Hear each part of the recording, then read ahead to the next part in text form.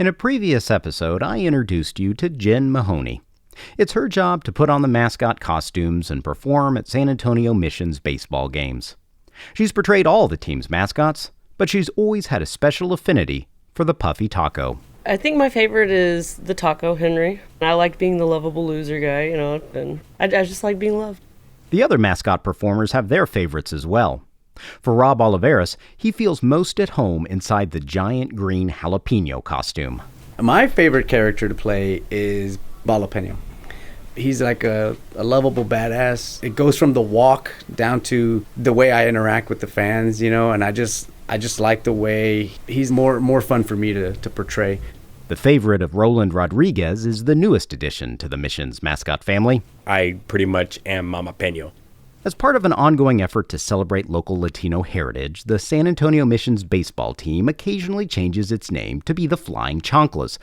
A chancla, of course, is the sandal that mothers and grandmothers occasionally throw at misbehaving children. All of this, of course, required a new mascot, and so Mama Pino was born. She looks a lot like Jalapeno, except she wears an embroidered Mexican dress and wears a pair of cat-eye glasses. Is this all culturally insensitive? Perhaps, but the fans seem to love it. Basically she's a feisty old lady. Any demographic, they always have that mother or the aunt or the older mother figure. It throws a chancla at you. I just embrace that. I take her and I add in my own flavor.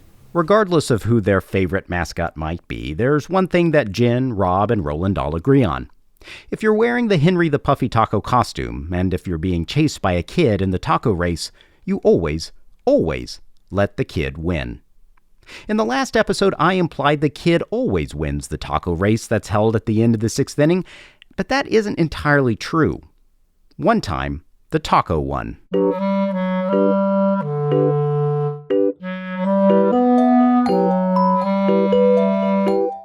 Jen, Rob, and Roland want me to make it abundantly clear that they were not involved with the Missions back in 1992 when this unthinkable event took place. Still, the story of the time the taco won is a good one, and it's the one we're going to tell in this chapter of the San Antonio Storybook, a podcast about the people and the places of the Alamo City. I'm Brantley Hightower.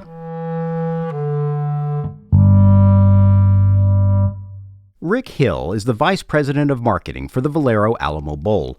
His office is actually inside the Alamo Dome. Now, I'm not a huge football fan, but I have to admit, this is pretty cool. Rick's life hasn't always revolved around football. In 1992, he had just graduated from college and was working for the San Antonio Mission's baseball club.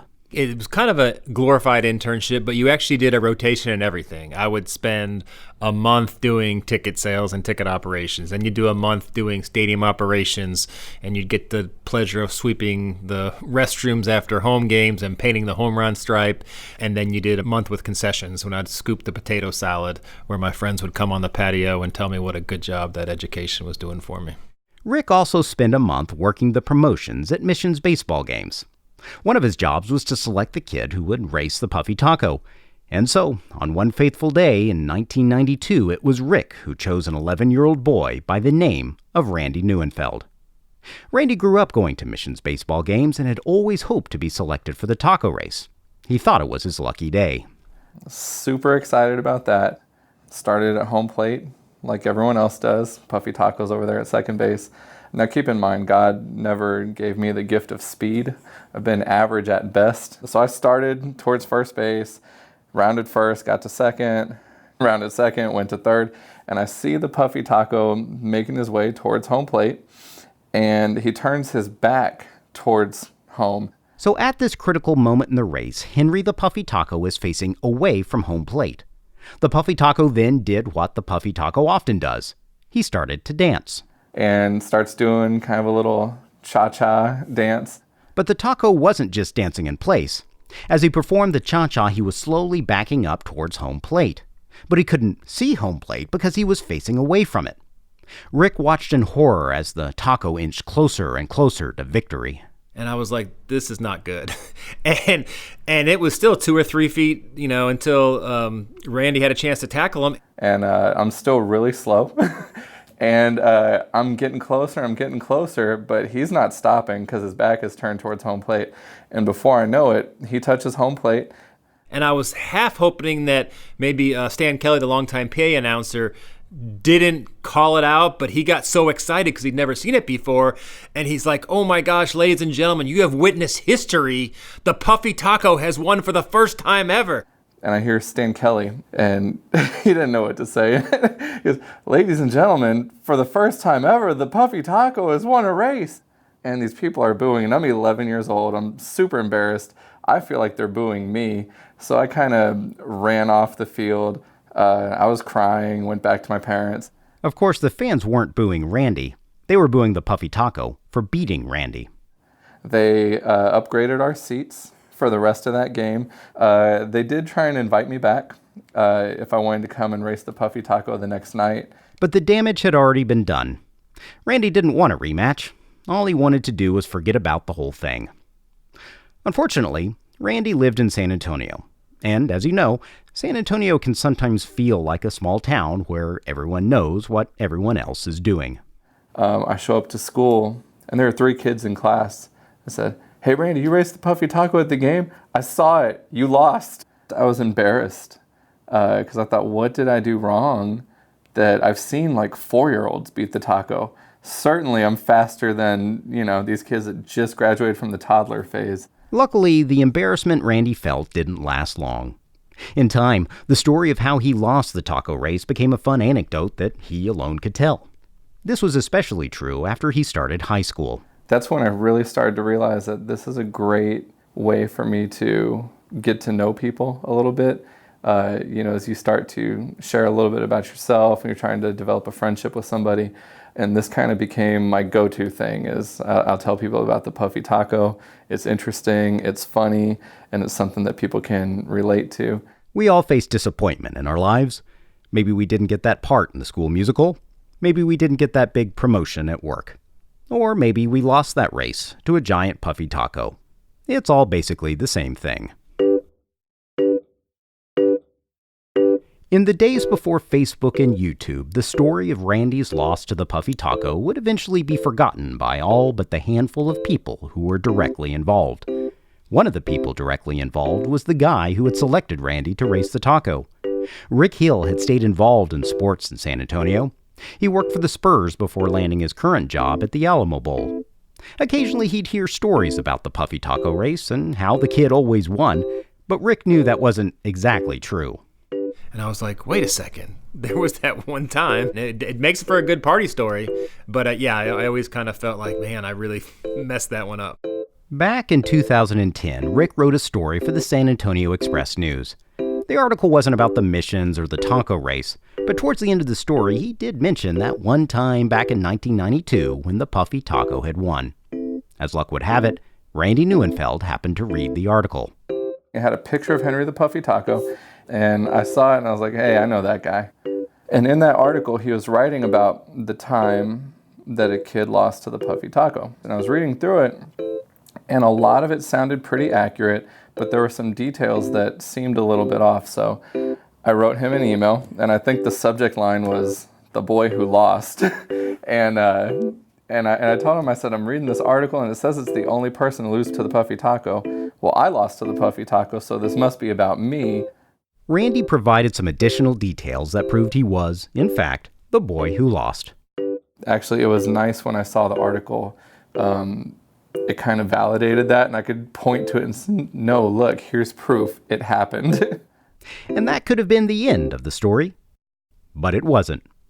Instead, Rick Hill, who, if you will recall, is a vice president of marketing and communications, had an idea about how all this represented an excellent opportunity for marketing and communications. And then he said, hey, I got a wild idea.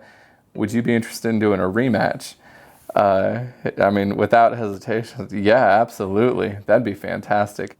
Obviously, with minor league baseball, you have a lot of home games, and I thought, we could both make some publicity out of it. It'd help Randy out, and it would help the missions out. And to the missions' credit, they jumped in full force. And so, 18 years after losing the taco race, Randy would get a second chance. He would once again race the Puffy Taco. I bet you're wondering about who won this epic rematch. I'll tell you, but first I need you to listen to this message from our sponsor. Adriana didn't know her baby Amber would be born 4 months early at just over a pound, or that University Health System's Level 4 NICU team would spend 5 months keeping her alive and helping her grow. She didn't know her baby would be one of the first in the country to be saved by a new medication that would correct her life-threatening digestive problem. Now she knows University Hospital was the right place to save her baby's life. See Amber's story at thinkingbeyond.net. On June 24, 2010, Randy Neuenfeld was ready to face his nemesis. He was ready for his rematch against the Puffy Taco. The missions gave Randy an entire section of seats so he could invite his friends and family to watch the race. Throughout the game, he and the Puffy Taco did a series of skits leading up to the race itself. The missions were even able to find the original mascot performer who had been inside the Puffy Taco suit 18 years earlier. And they said, Randy, here's the deal. You are much older and much bigger now. This man, though, he's just gotten older. So when you tackle him, just kind of grab his shoulders. He will go down, I promise. Do not manhandle this poor old man. We don't want any injuries. And with that piece of advice, Randy was ready. At the end of the 6th inning, he once again found himself standing at home plate, staring across the infield to the Puffy Taco standing on second base. I asked Randy what he was thinking about at that moment. Was he relishing his chance to finally avenge his loss? Was he thinking about body slamming the Taco? Or was he just hoping he wouldn't trip? Yeah, that was really it. It was don't trip. I just invited a bunch of people that I know, and I'm pretty sure I'm going to win this time, so I don't need to add any more humor to it by tripping. So that was really it. It was touch all the bases, don't trip, and then try not to look too slow as an adult. And that when I saw the videos up on YouTube, that was really the most surprising thing was my cruising speed. It's just really, really low.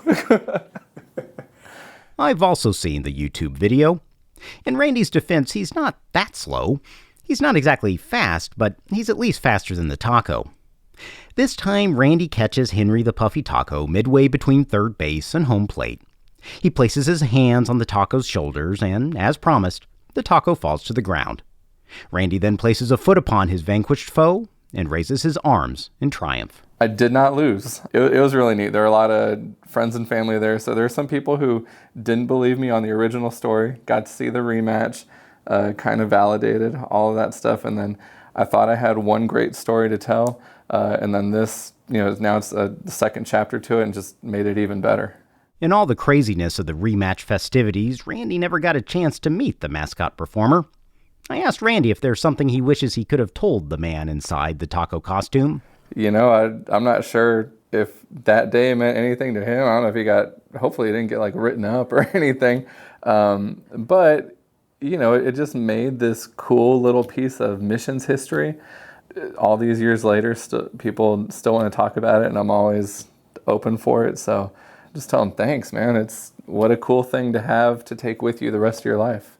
Today, Randy is the principal at a high school in the Northside ISD. Proving that once again San Antonio is, in fact, a small town, he still corresponds with Rick Hill, the guy who picked him to race the Puffy Taco so many years ago.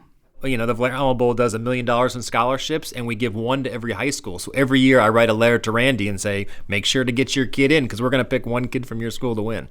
When I interview Randy in his office, I see it's full of photos of his family and memorabilia from his career and education. One thing I don't see is a photo of him and the Puffy Taco. I ask him about that. Actually, let me show you something. On the inside of a storage cabinet, Randy has taped a newspaper article about his rematch with the Puffy Taco. It's a story he can pull out from time to time, but it isn't his only story. Randy is much more than that. Randy hasn't spent his life regretting his loss or relishing his victory. Instead, he's treated both events as equal opportunities for learning. He tells me as much when I ask if his experiences with the Puffy Taco have impacted how he approaches his job as a high school principal. It's all about second chances, right? Just because somebody doesn't succeed the first time doesn't mean that they will never succeed. And sometimes we need to look in the mirror and see if there's something that we can change on our end to help kids be a little more successful. As you run the race of life, sometimes you win and sometimes you lose. And even if you look up and see that the giant Puffy Taco has beaten you to home plate, the best thing you can do is keep your head up and keep on running. There's always next time.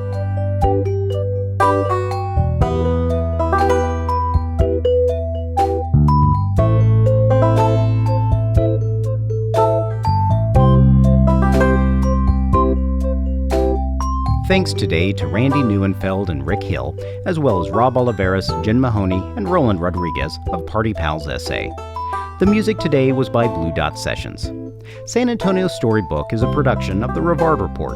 You can find more information about this podcast and enjoy all the nonprofit journalism the report has to offer at therivardreport.com. Until next time, I'm Brantley Hightower.